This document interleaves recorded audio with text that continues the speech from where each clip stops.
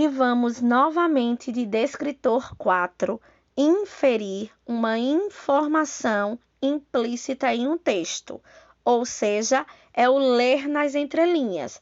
Para que os estudantes desenvolvam esta habilidade, é importante que os professores orientem os estudantes a desenvolverem procedimentos de leitura, onde eles sigam passo a passo para que eles cheguem à conclusão final. Para isso, é super importante que eles identifiquem a mensagem central, que eles façam a leitura global, que eles estabeleçam relações entre texto e contexto, para que dessa forma eles consigam chegar às ideias pressupostas e subentendidas em qualquer texto onde a gente precise retirar a informação implícita. Quinto quesito, leia a tirinha abaixo e a seguir responda. Esse texto também trabalha com a linguagem mista e a atenção, como eu disse a vocês, devem ser redobrada. Por isso, sempre orientem os estudantes a prestar atenção a todos os elementos presentes no texto. Primeiro quadrinho. Mãe! Ei, mãe! Segundo quadrinho. Pare de berrar, Calvin. Se quiser dizer algo, venha até a sala. Terceiro quadrinho, Calvin andando. Quarto quadrinho, pisei no cocô do cachorro. Onde limpo meus pés? E agora, vamos à pergunta. De acordo com a tirinha, o último quadrinho revela que a mãe do menino está. Primeira coisa que a gente tem que entender é a pergunta. Olha a pergunta. De acordo com a tirinha, o último quadrinho revela que a mãe está. Então, isso é um fato que o aluno tem que estar atento para ele poder destacar.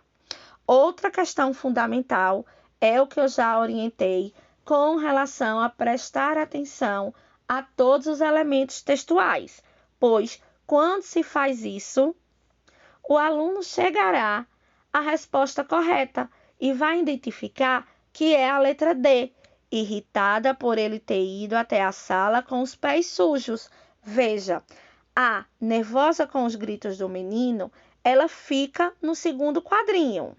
B, contrariada por ele tê-la desobedecido, também é uma ação que a deixa irritada no segundo quadrinho. C, surpresa por ele ter atendido a seu pedido, além de todo o contexto da história, a expressão que a personagem faz não é de alguém que está com este sentimento. Então, a resposta é a letra D, irritada por ele ter ido até a sala com os pés sujos, pois a expressão que ela faz na imagem que a gente tem é de alguém que de fato está irritada diante daquela situação. E uma situação que acontece onde? No último quadrinho. Então, pessoal, veja como foi fácil de identificar esta resposta, tendo como base todo esse acervo de informações. Pessoal, mais uma atividade que trabalha com o descritor 2. Estabelecer relações entre partes de um texto, identificando repetições ou substituições que contribuem para a continuidade de um texto, ou seja, a harmonia entre os elementos do texto, que é traduzido como a conexão entre as partes. E para que os estudantes percebam a conexão entre estas partes e o quanto elas contribuem para a continuidade e para o sentido do texto, é importante que durante as leituras os professores façam a retomada de elementos anteriores, refletindo junto com o aluno sobre qual a função deles e como eles surgiram ali. Sexto quesito, leia o texto abaixo. O que é água?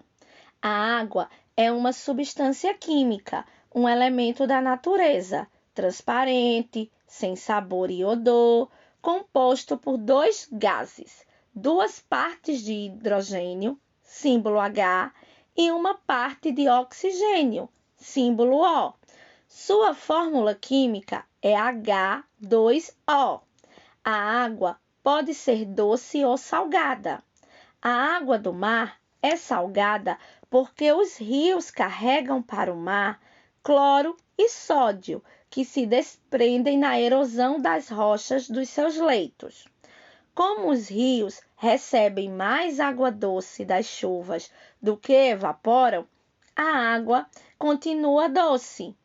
Com o mar é diferente. Ele perde mais água por meio da evaporação do que ganha com a chuva. Assim, como o sal não evapora com a água, essa substância vai se acumulando e se concentrando no mar. A repetição desse fenômeno durante centenas de milhões de anos aumentou a concentração de cloreto de sódio nos oceanos, tornando-os salgados como são hoje.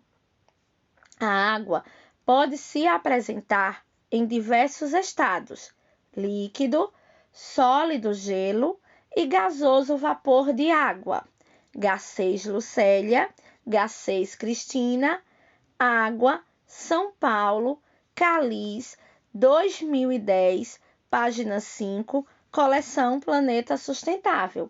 E vamos agora de pergunta. A pergunta é: no trecho, essa substância vai se acumulando, terceiro parágrafo. A expressão em destaque estar no lugar da palavra A, água, B, cloro, C, sódio ou D, sal.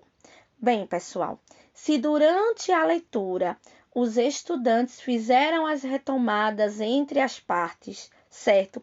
Ele vai perceber qual é a palavra que essa substância está substituindo, pois o que esta pergunta quer é que o estudante seja capaz de perceber que essa substância está substituindo um termo anterior. E nesse caso, o termo anterior a quem ela substitui é a letra D, sal. Se a gente ler direitinho, vai perceber que ela não está substituindo a palavra água, muito menos a palavra cloro, tampouco a palavra sódio, mas que sim, ela substitui a palavra sal para que seja evitada a repetição dessa palavra. Olha aí, pessoal, um novo descritor aparecendo, descritor 3, inferir o sentido de uma palavra ou expressão.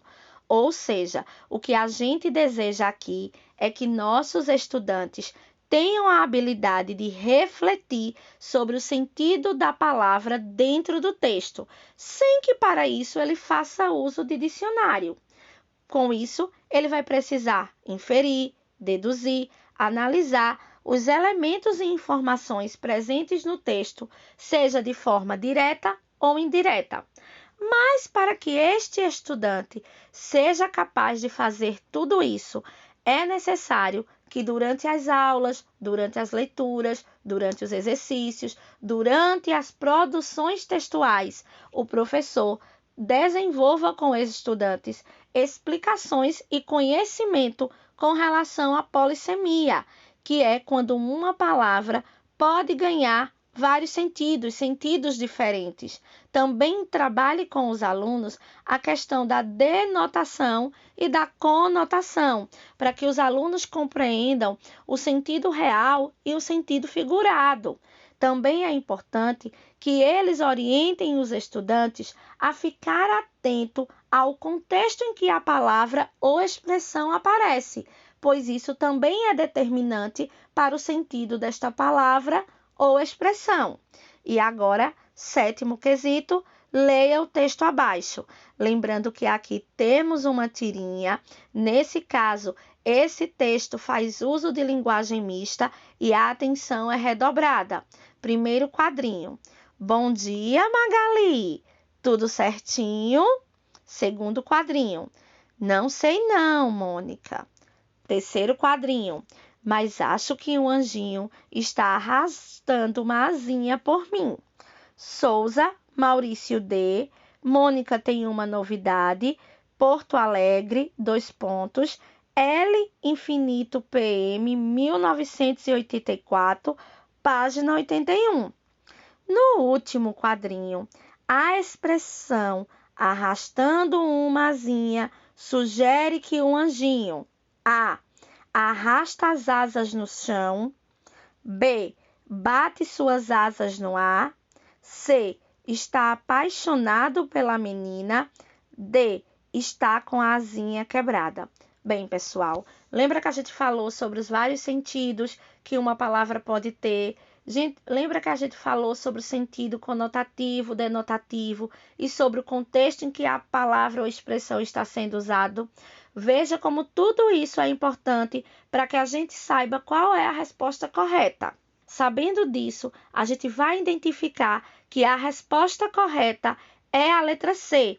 Está apaixonado pela menina, pois aqui está sendo empregado um sentido conotativo, arrastando uma asinha, certo? Dando a estas palavras um sentido diferente do habitual, certo? Além disso, pessoal, entender todo o contexto em que a história está acontecendo é fundamental para que a gente perceba que não é a letra A correta, pois não está se tratando de arrastar as asas no chão, nem muito menos do anjinho bater as asas no ar, ou tampouco dele estar com a asinha quebrada. Descritor 14, pessoal, descritor este que já apareceu na primeira lista de atividades do Acelera Saeb, o que faz com que a gente já tenha uma familiaridade com ele. Reconhecer o efeito de sentido decorrente do uso da pontuação e de outras notações, ou seja, está relacionada aos efeitos provocados pelo emprego da pontuação ao texto, bem como pelo emprego de outras notações. Entende-se como outras notações o emprego de palavras em negrito, em caixa alta, sublinhadas. E, pessoal, para que os nossos estudantes consigam de fato compreender o efeito de sentido decorrente de uso da pontuação e de outras notações, é necessário que a gente vá além do que a gente aprendeu enquanto uso de pontuação. Por exemplo, a gente aprendeu que a interrogação serve para perguntar, e hoje a gente sabe que vai além disso. Então, quando a gente estiver trabalhando com os nossos estudantes o uso da pontuação, vá além disso. Não se limite a destacar o que a gente aprendeu quando era pequeno, quando estávamos na escola. 8º quesito, leia o texto abaixo. Aí eu recebo a medalha de ouro. Ouro, ouro, ouro. Assim que o juiz pendura a medalha no meu pescoço, eu ergo o braço e ouço a galera batendo palmas e gritando o meu nome. Uma homenagem para mim, que marquei o gol decisivo, e uma homenagem para o meu time. Meus colegas de classe me empurram e dão soquinhos nos braços. As meninas estão na primeira fila, acenando, sorrindo. Eu sinto, elas estão loucas por mim. E cadê ela? Ali, estou vendo. A doce Violeta do 7º ano A está bem ali no meio das garotas e também sorri para mim. Dá para perceber que ela finalmente sacou que eu sou o grande herói. Eu, Hugo Kotzbusk, consegui. Sabine Zete, O Mundo Genial de Hugo, disponível pessoal nesse site, onde o acesso foi em 10 de abril de 2014 e aqui é apenas o fragmento do texto. No trecho ouro, ouro, ouro, os pontos de exclamação sugerem. Quando ele usa, pessoal, entre estas palavras, a exclamação, o que é que ele quer indicar? A, ansiedade, B, empolgação, C, medo ou D, raiva. Se a gente, pessoal, souber o sentido que a exclamação está sendo utilizada, a gente vai compreender que a resposta correta é a letra B, empolgação. Quando ele usa a exclamação no meio entre as palavras ouro, ele quer demonstrar o quanto ele está empolgado com aquilo que está acontecendo. Não é para demonstrar ansiedade, nem muito menos medo, nem tampouco raiva.